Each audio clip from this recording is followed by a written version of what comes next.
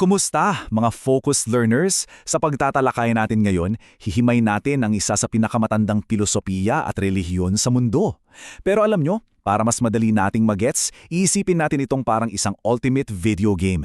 Kasi kung isipin nyo ng mabuti, yung paghahanap natin ng meaning at kaligtasan sa buhay, parang pag-try lang din nating talunin yung pinakamahirap na game na nalaro natin, di ba? Aminin nyo, naranasan nyo na yan. Yung ma-stuck ka sa isang level ng video game na feeling mo, wala na, imposible to. Yung inubos mo na lahat ng diskarte mo, pero paulit-ulit ka pa rin namamatay at nagre-respawn sa umpisa. Paulit-ulit. Grabe, literal na nakakabaliw yung pakiramdam ng naiipit ka sa isang loop, tapos gusto mo na lang talagang matatos yung level para lumaya. Kaso, wala kang mahanap na exit. Okay, let's dive into this. Yung nakakabaliw na respawn loop na yon, ang eksaktong tawag dyan sa Budismo ay samsara. Ito yung walang katapusang siklo ng buhay, kamatayan, at muling pagkabuhay o reincarnation. Basically, naniniwala sila na lahat ng nabubuhay na nilalang ay nakakulong sa cycle na to. Walang katapusang pag-ikot, walang katapusang pag-respawn. Tapos, yung feeling na sobrang frustrated ka na kasi hindi mo matapos yung laro, may sinaunang katumbas yan. Ang dukha. Madalas itong tinatranslate as pagdudrusa, pero actually, scratch that, hindi lang siya simpleng physical or emotional pain. Ito yung matinding kawalang kasiyahan sa universe. Yung feeling na parang may kulang o may mali, kasi nga, lahat ng kaligayahan natin, temporary lang. So yung modern na inis mo sa laro at yung sinaunang concept na to, pareho lang silang kumakatawan sa isang universal na karanasan nating mga tao. Kaya ang tanong ngayon, paano ba natin mapapanalunan to? Dito papasok ang unang bahagi, pagpanalo sa laro o ang paglalakbay ng bida. Let's move on at tignan natin kung paano nag-evolve ang kwento ng pinakaunang player na nakatalo sa imposibleng larong ito ng samsara. Walang iba kundi si Siddhartha Gautama. Imagine, nag-start siya sa level 1 bilang isang sobrang protektadong prinsipe sa Lumbini, Nepal. Buhay prinsipe talaga, walang idea sa pagdurusa ng mundo. Pero syempre, gusto niyang malaman ang katotohanan. Umalis siya ng palasyo, nakita ang reality at iniwan ang lahat para maging isang asetiko.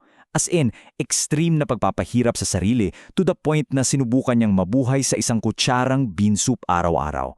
Pero teka, hindi yun nagpuno sa health bar niya, kaya nag-decide siyang magnilay na lang sa ilalim ng puno ng Bodhi para hanapin ang tamang daan. Pero wait, bago siya umalis ng palasyo, ano nga ba yung mismong nag-trigger sa kanya?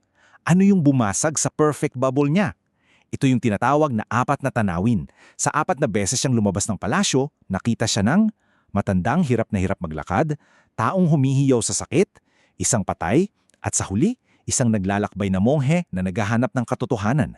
Literal na mind-blowing para sa kanya yun. Ito yung gumising sa kanya sa reality ng pagdudurusa o dukkha na nagtulak sa kanya para hanapin yung ultimate na lunas. And this brilliantly illustrates kung gaano ka-revolutionary yung mga ideya niya. Sa panahon kasi ni Buddha, Brahmanism ang sinusunod sa India. Nakatali ang mga tao sa isang napakahigpit na caste system at umaasa lang sila sa mga pare na nag-aalay ng hayop para sa kaligtasan nila. Pero ang Budismo, real game changer to. Sabi nila, ikaw mismo ang may hawak ng tadhana mo. Open to sa lahat, kahit ano pa ang antas mo sa buhay, at pinopromote nito ang matinding compassion o habag para sa lahat ng nilalang imbis na magsakripisyo ng buhay. So balik tayo doon sa puno ng Bodhi. Habang nagninilay si Siddhartha doon, na-unlock niya ang mga sikreto ng universe at doon niya na face-to-face yung tunay na final boss ng pagdurusa. Hindi siya dragon o halimaw ha? Ito ay ang 3 lason, kasakiman, galit at kamangmangan.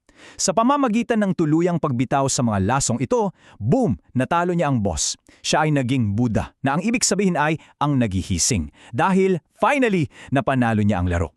Ngayong panalo na siya, kailangan niya itong ipasa sa iba. Dito papasok ang ikalawang bahagi, ang pinakamabisang strategy guide at ang pag-unlock sa Dharma. Dahil na-beat na niya ang game, inalay ng Buddha yung buong buhay niya para gumawa ng ultimate strategy guide para sa ating lahat. Ang guide na to, natutulong sa atin na umiwas sa extreme na luho at extreme na paghihirap ay tinatawag na Dharma. At para makafocus sa diskarte, nagsisimula ang maraming tagasunod sa isang araw-araw na panata sa 3 yas o 3 jewels.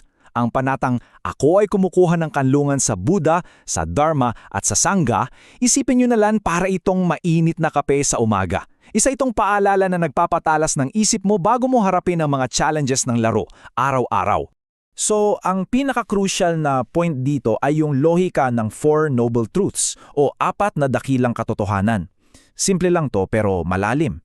Number 1, tanggapin mong may pagdurusa. Number 2, alamin na ang sanhi nito ay ang matinding pagnanasa. Yung pagkapit natin ng mahigpit na mahigpit sa mga bagay na temporary lang, parang lason na trap.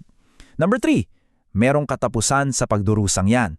At number 4, merong malinaw, step-by-step na daan patungo sa kalayaan. At yan ang tinatawag na gitnang daan o the middle way.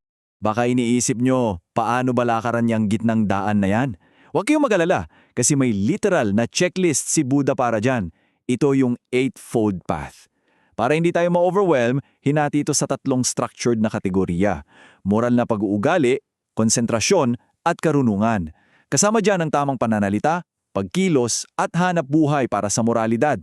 Tamang pagsisikap, mindfulness at konsentrasyon para ma-master ang isip. At syempre, tamang kaisipan at pag-unawa para sa karunungan. Basically, ito yung exact blueprint mo para ma-clear ang laro. And ano ba ang grand prize sa dulo ng lahat ng ito? Nirvana. Ito talaga ang ultimate win state. Kapag tuluyan mo nang naalis ang kasakiman, galit at kamangmangan, makakarating ka sa nirvana. Ang literal na ibig sabihin nito ay pag-ihip na parang kandila. As in, pinatay mo na yung walang humpay na apoy at pagkislap ng pagdurusa para maabot ang isip na sobrang laya. Dito, tapos na ang cycle ng samsara. Game over. Pero in the best way possible. Okay, laruin lang natin ng konti ang mechanics ng laro. May mga naririnig na kayong pop culture myths tungkol sa karma, di ba? Yung parang cosmic payback. Actually, sa Budismo, ang karma ay isang super direct na cause and effect system. Yung mga mabubuti mong iniisip at ginagawa, nagbe-build yan ng good karma na nagdidikta na mas magiging maayos ang susunod mong respawn sa cycle. Kung masasama ang action naman, magdadala yan sa'yo sa mas mababang estado. In short, ikaw mismo ang nagkokontrol ng resulta ng game mo. Ngayon, paano kung lumaki na ang community? Dito na papasok ang ikatlong bahagi, pagpapalawak ng mapa, ang sangha at co-op play. Siyempre, kapag hit ang isang laro, magkakaroon yan ng map expansions at dadami ang players. Dito pumapasok ang ikatlong hiyas, ang sangha. Ito yung parang co-op community ng mga monghe, madre at global practitioners na nagtutulungan para panatilihing buhay ang turo. At habang kumakalat ang laro, nagkaroon ng iba't ibang mods o playstyles. Ang Theravada, sila yung sumusunod sa pinaka-classic na turo. Ang Mahayana naman, ipinakilala nila ang mga bodhisattva. Ito yung mga astig na players na na-reach na ang nirvana pero piniling i-delay yung pagkapanalo nila para tulungan ng ibang players. Tapos nandyan ang Tibetan Buddhism, isang sikat na branch ng Mahayana na may mga reincarnated na lama tulad ng sikat na Dalai Lama. Now, what's really interesting about this slide is kung gaano kabilis at kalayo kumalat ang ideya ni Buddha. Mula India, tumawi dito sa China, Korea, Japan at sa buong mundo. Ang sikreto sa long-lasting success niya, flexibility. Imbes na piliting baguhin ang kultura ng isang bansa, ang Budismo ang mismong nag-adjust. Nakihalubilo sila sa mga lokal na tradisyon kaya mas madali siyang niyakap at naging part ng buhay ng napakaraming tao. At dahil nga nag-evolve na siya, hindi mo na kailangan literal na umupo sa ilalim ng puno ng 6 na taon. Para sa maraming normal na tao, ang pagsunod sa daan ay mahikita sa mga napaka-practical na aksyon. Pag-donate sa mga monasteryo para gumawa ng mabuting karma. Pagchantang mga mantra para pakalmahin ang isip. O kaya naman, matinding debosyon sa pamamagitan ng Pure Land Buddhism para matiyak ang kaligtasan. Basically, merong tamang mode or style ng pag-practice na babagay para sa'yo. So, matapos nating himayin itong ancient strategy guide ni Buddha, iiwan ko sa inyo ang tanong na ito. Sa modernong panahon natin ngayon, kung saan sobrang daling matukso sa extreme na luho at laging parang may kulang, handa na ba kayong bitawan ang sariling nyong matinding pagnanasa? Handa na ba kayong hanapin ang sariing gitnang daan? Baka naman, nasa inyo na pala talaga ang controller para tapusin ang sarili nyong cycle ng pagkadismaya. Hanggang sa susunod nating pagtatalakay, patuloy na mag-aral at patuloy na maghanap ng inyong balanse.